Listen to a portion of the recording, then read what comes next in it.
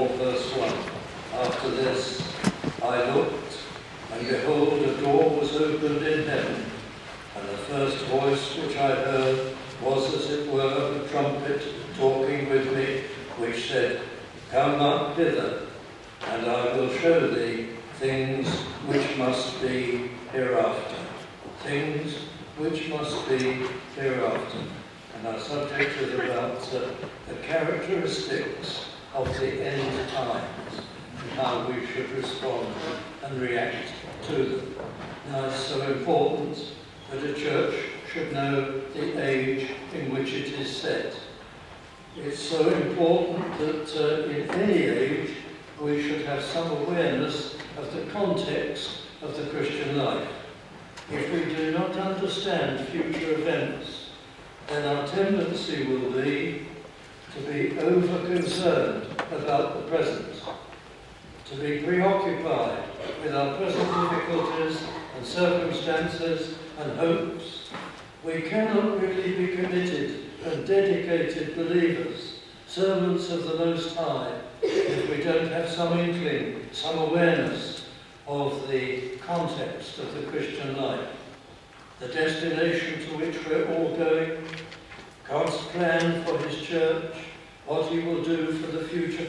The extraordinary thing about the book of Revelation is it considers really only one topic from end to end, and it is this: the fortunes of the Church of Christ, helping us to understand the world around us, helping us to understand why things happen as they do, but seeing everything in the context of God's purpose for the church. That's what it's all about. There is no other context. We might think, well, there's the history of the world. There's the history of the universe. We believe in a sovereign God, what he's planned for the world, for the universe, and the part which the Church of Jesus Christ has in the history of the world. But that's not how the book of Revelation sees it. The book of Revelation says this: it is a matter of the history of the church and the purposes of God and how the world relates to the church. And it presents us a history, a scene in which the church is the chief matter and subject. The world is almost incidental, and how it fights the church and is in constant conflict with the church, and the dangers for the true Church of Christ. God, as it were, this is an exaggeration, but you could say, is only interested in the church. He's only interested in souls and the glory of Christ. From God's perspective, it is the Church of Christ, that is true believers, who are all important. Everything else is secondary to the cause and the future of Christ's church. So it gives us a perspective, and we can see our place, our position, our significance, our importance. And then we're left for him, having been called into this central organisation in the history of the world, the Church of Jesus Christ, which is doing his work, representing Christ, giving glory to his name, gathering the elect, saving souls by the power of the Spirit. This is everything. This is the perspective that it gives us. Now, what I like to do is to look for a short while at certain things in the book of Revelation which tell us about what will happen in the last period of the age of the church. End time events.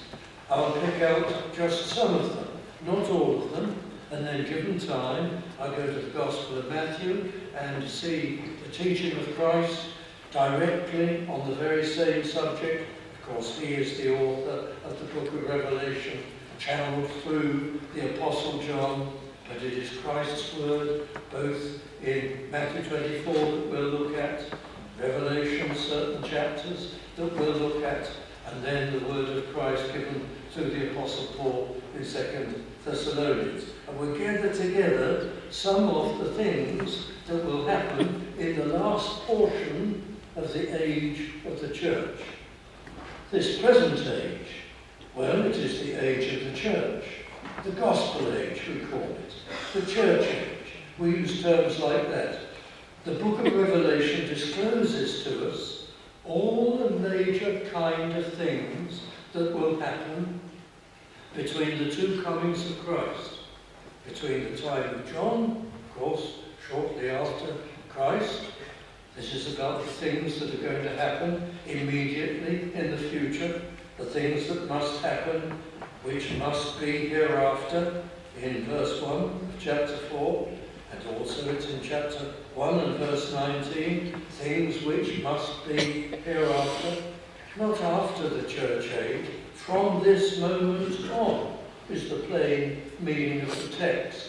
Some interpreters, it's true, and some wholesome people, they have a strange view of this book, strange to my mind anyway, and they say what is now about to be disclosed are things that will happen after the church age.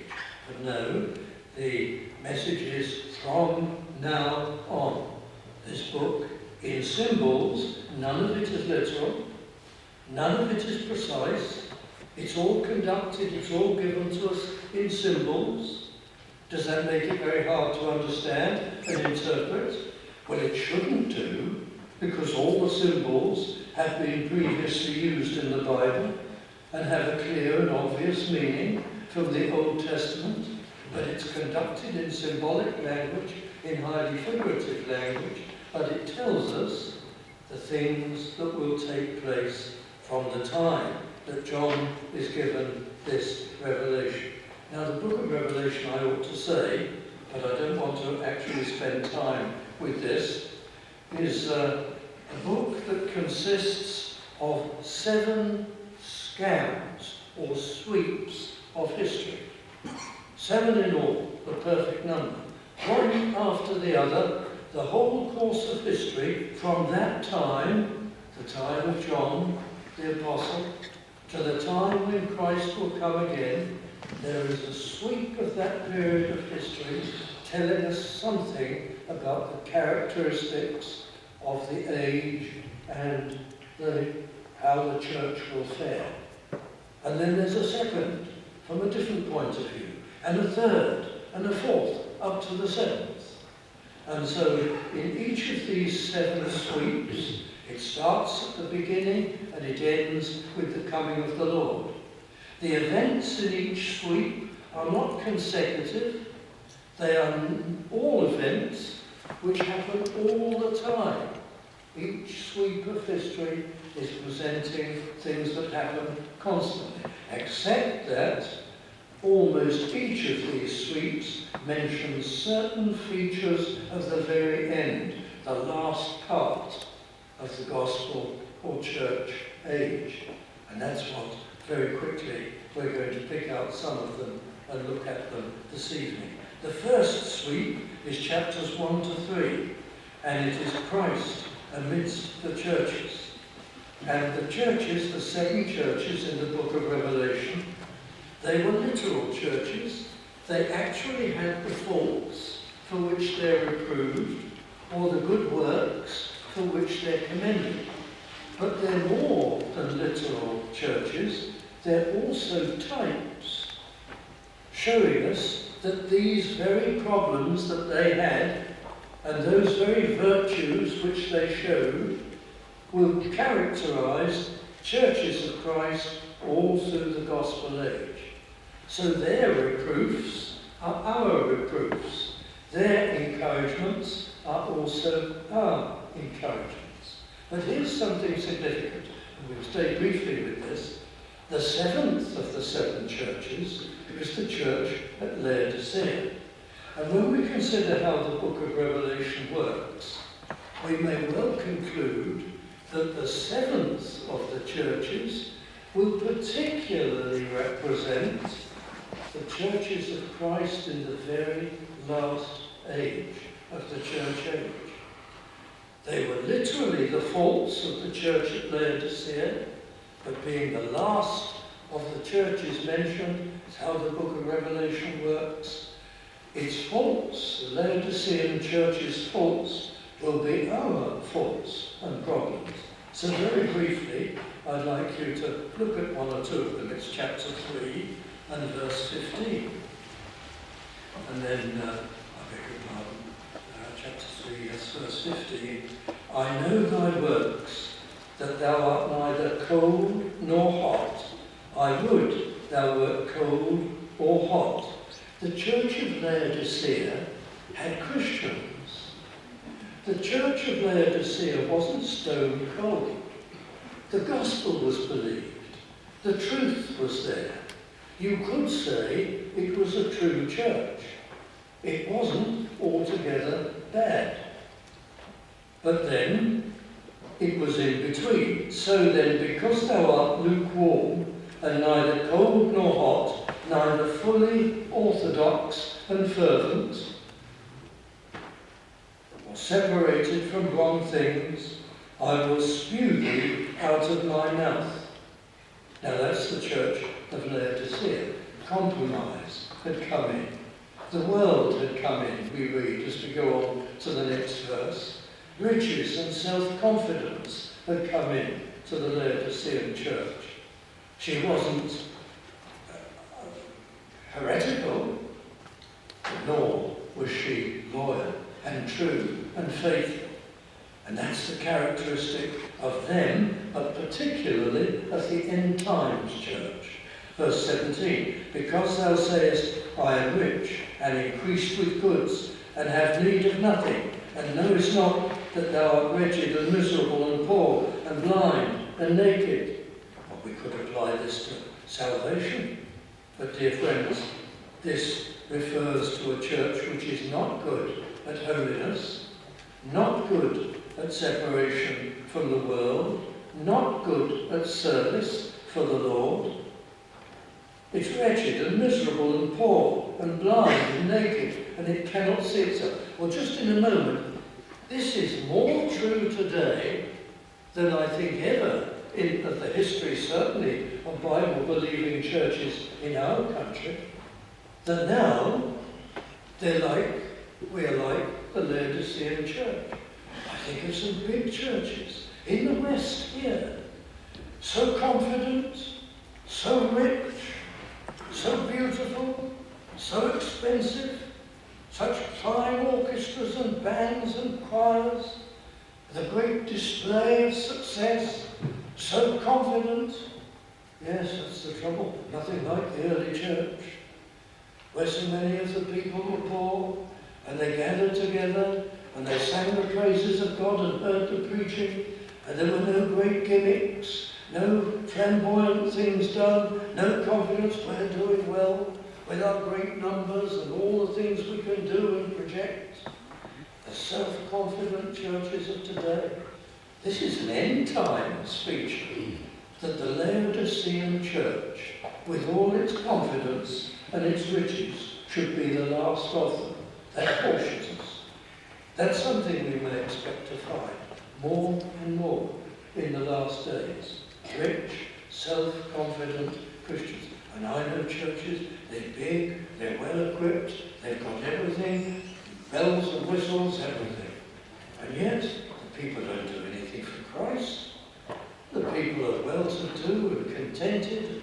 They have giant morning services and hardly anybody at the evening services, if they even have them, and the weeknight services. What a description of here in the Laodicean church.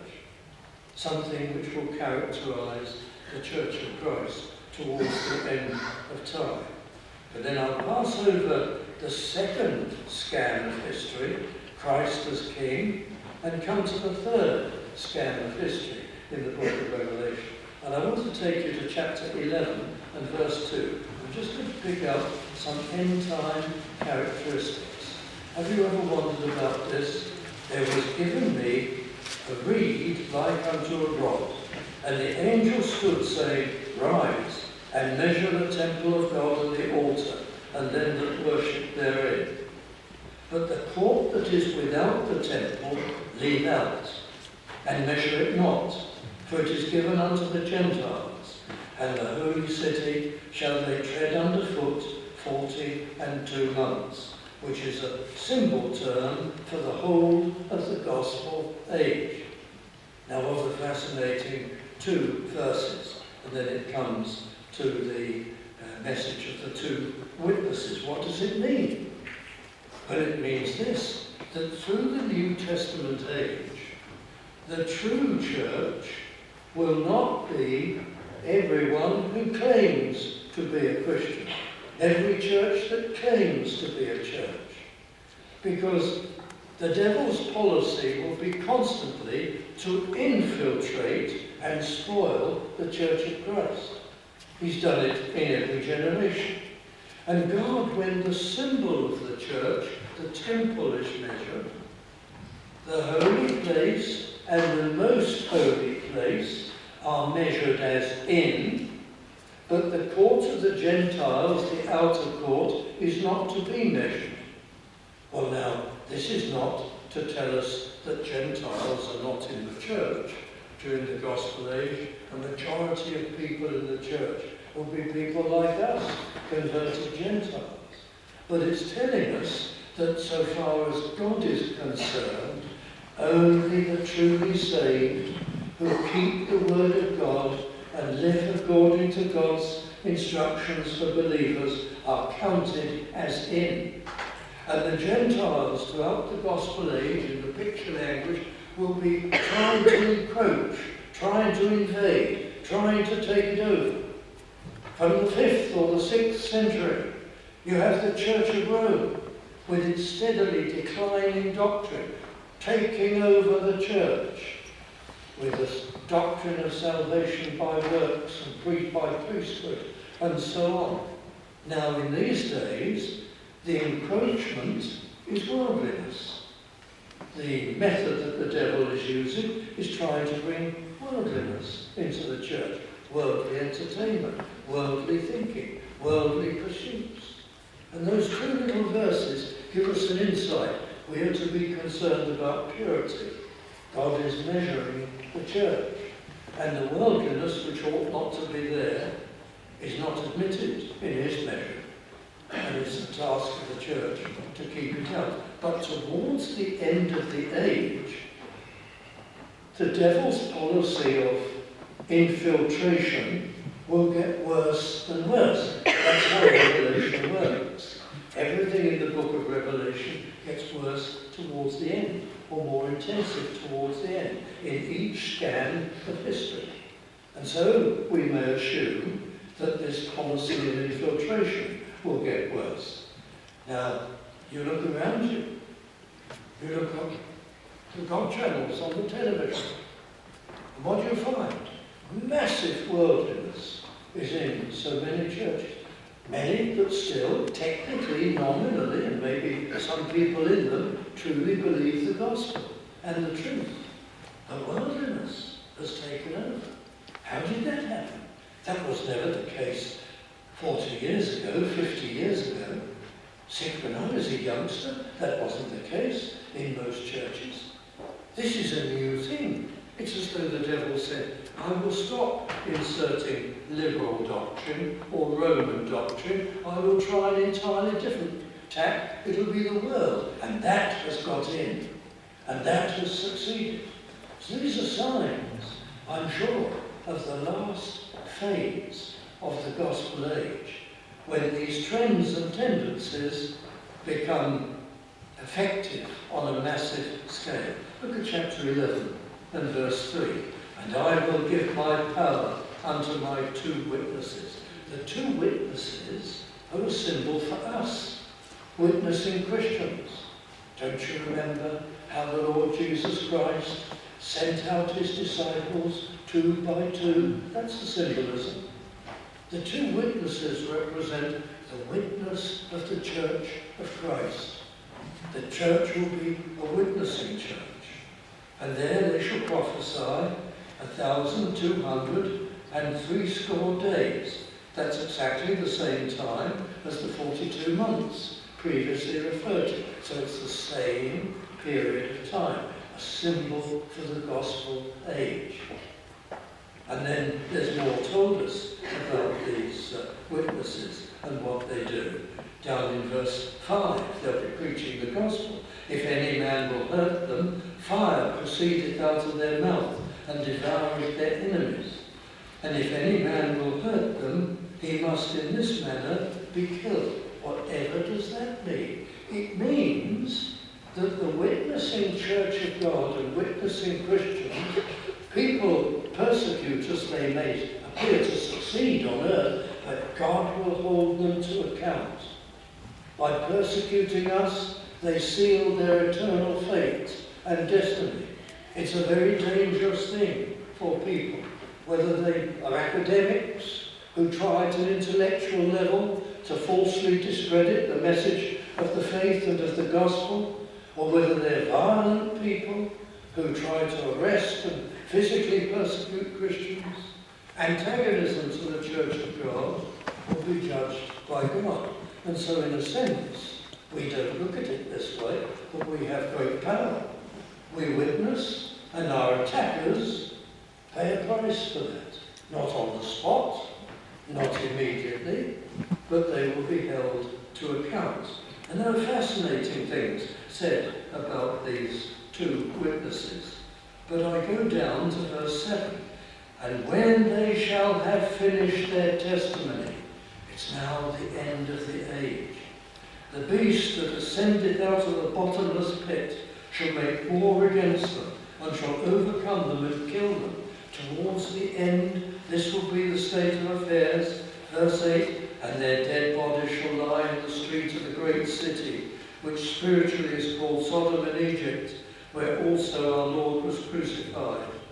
And they of the people and kindreds and tongues and nations shall see their dead bodies. In other words, the very end of the age, we shall seem to be defeated. Witnessing Christians will face great hostility by one means or another, either by physical violence or being by completely marginalised and seemingly silenced, and the world will gloat over it.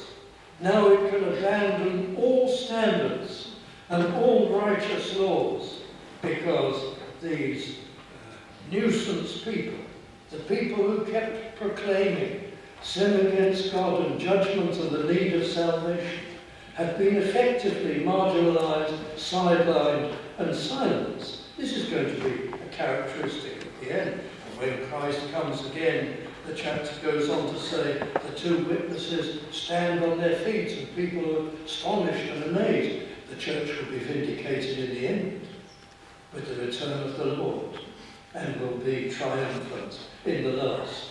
And some people even like to fit, and we've had sympathy with them, try to fit an end times revival in there, with the witnessing being aroused and getting on their feet once again, and a final season of blessing.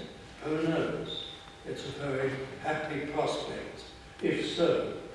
And so the book of Revelation goes on, and time is swiftly going, so I'll go on to the sixth sweep through, just for a quick glance at the chapter, chapters 17 to 19, I won't tell us of the fall of Babylon, the fall of the world, and wealth, and luxury, and earthly goods in the very end. Worldliness and riches and wealth will seduce the whole earth, materialism. And there is the great call to the church, particularly for the end. Come out of her, my people. Have nothing to do with world worship and wealth worship and hero worship. And then, can I turn you, who'd like to look at this, in Revelation chapter 20, which is part of the final scan of Earth's history. And here in chapter 20 and verse 3, we read about the devil, who for the period of the gospel age is cast into a bottomless pit and shut up, and a seal put upon him for this purpose. Oh, he's not out of action. He's still tempting. He's still the evil one. He's still doing terrible things. But that he should deceive the nations no more until the 1,000 years, the period of the age of the gospel, should be fulfilled. And after that, he must be loosed a little season. At the very end of the gospel age, the devil will be able to do what he hasn't been able to do for most of the gospel age. He'll be able to do what he used to do before the age of the gospel, and that is to deceive the nations, to keep the gospel out of nations. Isn't that what we see amazingly? It's not so many years back. We had missionaries working in many countries where now all Christians are violently persecuted. It is as though that age has come, which is assigned in the book of Revelation to the very end. These things happen to some extent gradually.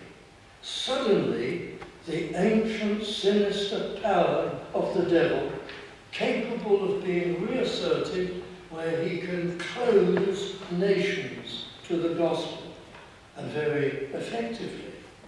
Dear friends, that is a sign of the end of the last age. So, a very strong indication that we are moving into it, even now. Let me turn you to Matthew, chapter 24. I hope you don't mind my going at some speed to look at some of these considerations. Matthew chapter 24 is the Lord Jesus Christ speaking. Jesus went out and departed from the temple, and his disciples came to him for to show him the buildings of the temple. They were very impressed, and rightly so. They were magnificent buildings. And Jesus said unto them, See ye not all these things? Verily I say unto you, there shall not be left here one stone upon another that shall not be thrown down. Now the disciples didn't know it, but he was referring to what would happen in the year AD 70, when the Roman armies destroyed Jerusalem and the temple. Then the disciples assumed that he must be talking about the end of the age. And as he sat upon the Mount of Olives, the disciples came unto him privately, saying, Tell us, when shall these things be? And what shall be the sign of thy coming and of the end of the world? They thought they were happening together, that when Christ came again and the world was brought to an end, then the temple would be destroyed. It troubled them, but they thought they were one and the same events. Well, they're not, and Christ proceeds to give them an answer, and he answers both questions. And in this discourse, you only understand it if you understand this, dear friends. In this discourse in Matthew 24, he is saying, in effect, now, when the end of the age comes, these will be the characteristics. When the temple is ended, on the other hand, these will be the characteristics and the events and what will take place. So he answers both questions. First one, then the other, first one, then the other. So chapter 24 is answering two quite different questions, one after the other, and then again. So if that's of some help, but look at verse 9. Well, in fact, verse 5, first of all. Many shall come in my name. This will always be the case. Don't let any man deceive you. For many shall come in my name, saying, I am Christ. As some actually said, I am Christ. Not long after the destruction of Jerusalem, indeed, and one even before. But I'm sure when Christ says some people will say, I am Christ, he speaks in a way that includes movements that do not use those words. They simply say, we are the true faith. There will be many deceivers. Verse 6, and ye shall hear of wars and rumours of wars. See that ye be not troubled. For all these things must come to pass, but the end is not yet. So, including verse 7, he's talking about things that will always happen. They will not signal the end. Nation shall rise against nation, kingdom against kingdom, famines, pestilences, earthquakes in diverse places. Now you'll know that it's the end when verse 9 comes. Then, at the end time, shall they deliver you up to be afflicted, Now that will happen to some extent always in the history of the church, but particularly at the very end. And ye shall be hated of all nations for my name's sake. Now that's the end, when the hatred of all nations is kindled against the churches of Christ. At the moment it's some nations. There has never been so much persecution of Christians as there is today in so many lands. There's been violent persecution in the past across the Catholic world leading up to the Reformation, but there has never been so much persecution in so many lands as there is today. And it's creeping when it's moving. In the West, we do not have violent persecution, but we certainly have much more militant intellectual and legal persecution than we've ever had before. So you can see these are end-time signs. The hatred of the Christian message will intensify very greatly at the end. And those are the words of Christ and his particular prophecy. And then will be verse 12. There are other signs here in this passage, but verse 12, because iniquity shall abound, the love of many shall wax cold. Iniquity shall abound. Sheer godlessness and evil will increase to a scale that history has not recorded before. And verse 14, you no doubt know about this. And this gospel of the kingdom shall be preached in all the world for a witness unto all nations, and then shall the end come. Well, the spread of the gospel to all the nations of the world is pretty well complete. Even in recent years, we've seen nations that never had the gospel before opened up to it, like Little Bhutan and such places. It is astonishing. There can't be many places left to go, which is surely a sign when that happens and that is accomplished, that will be a sign of the end times. So let me turn you briefly then to 2 Thessalonians and chapter 2. I was going to 1 Thessalonians, but I'll pass over it because time is short. 2 Thessalonians chapter 2, verses 1 to 3. The Apostle Paul on the end times. Now we beseech you, brethren, by the coming of our Lord Jesus Christ, and by our gathering together unto him, that ye be not soon shaken in mind, nor be troubled, neither by spirit, nor by word, nor by letter as from us, pretending to be from us, as that the day of Christ is at hand. No, the Apostle says it's not going to be in our lifetime. It's way down the course of history. Some people today, they scornfully say, oh, the Apostles thought Christ was coming any minute. We'll take care of these verses. They didn't. Verse 3, let no man deceive you by any means, for that day shall not come except, now this is so important, except there come a falling away first. We've certainly seen that in the West. So greatly blessed ever since the Reformation with gospel light, and now a massive, willful falling away. And it has never bitten more deeply since the Reformation as it does today. And then halfway through verse 3, and that man of sin be revealed. Let us call him the man of lawlessness. The man of lawlessness, the son of perdition, who opposeth and exalteth himself above all that is called God or that is worshipped, so that he as God sitteth in the temple of God, showing himself that he is God. That does not necessarily mean that this man of sin is going to be religious and is going to take over or occupy a great church or cathedral or form a world church. It doesn't necessarily mean that. This man who opposeth and exalteth himself above all that is called God, is much more likely to be somebody who is an anti-God, an atheist, highly exalted humanist of some kind, an unbeliever. He takes over the minds of the people.